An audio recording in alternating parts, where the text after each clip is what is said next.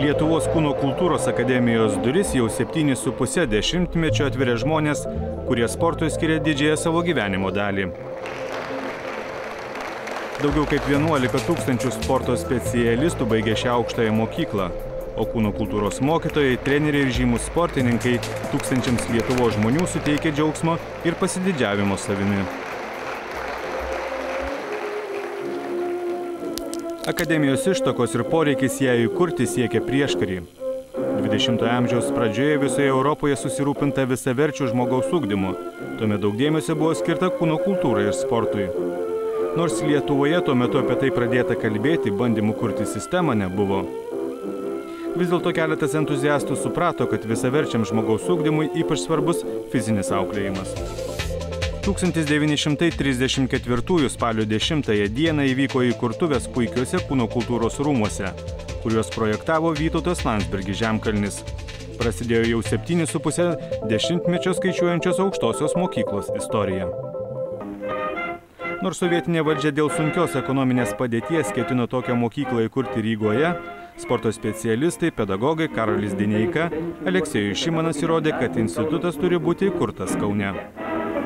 Apie 15 tūkstančių žiūrovų suplaukė į Kauno stadioną stebėti rungtynes, nors Kauno prašo. Visumoje kūno kultūros institutas buvo tikrai labai garsus Lietuvoje ir pagrindinės visos rinktinės tai beveik buvo sudaromas iš kūno kultūros instituto studentų. Atkūrus nepriklausomybę aukštoji mokykla vėl keitėsi. 1999 metais Seimo nutarimu institutas tapo Lietuvos kūno kultūros akademija.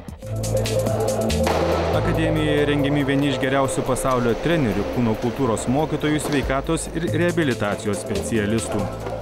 Jo auklėtiniai tapo olimpiniais, pasaulio ir Europos čempionais. Man buvo didžiausia garbė mokytis ir baigti čia mokslus. Čiagi jau trenerio specialybė ir kai tokie žymus dėstytojai, profesoriai dirba ir moko, tai iš tikrųjų tai yra iš ko ir mokytis. Tačiau akademija garsėja ne tik sporto krypties studijomis. Čia rengiami kineziterapeutai, vadybininkai, visuomenės sveikatos specialistai, socialiniai pedagogai. Ypač svarbi ir neseniai įgyvendinta idėja – rengti taikomosios fizinės veiklos specialistus, kurie galėtų dirbti su neįgaliaisiais.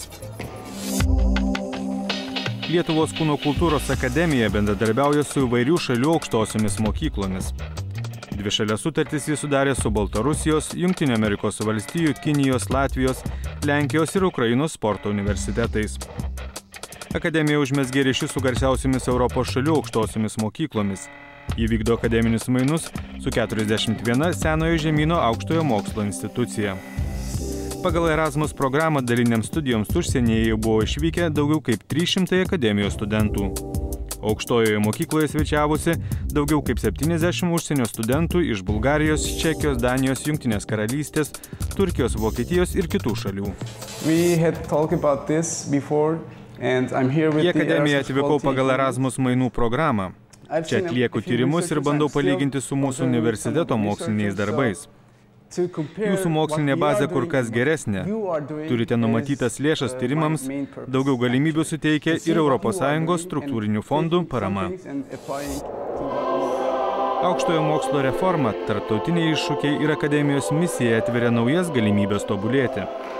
Lietuvos kūno kultūros akademija ir toliau išliks unikali aukštoji mokykla, kurioje užauga ir mokytojai, ir čempionai. Būtų tikrai labai gerai, jeigu ta mokykla, ta aukštoji mokykla, akademija gyvuotų dar tiek pat ir ilgiau.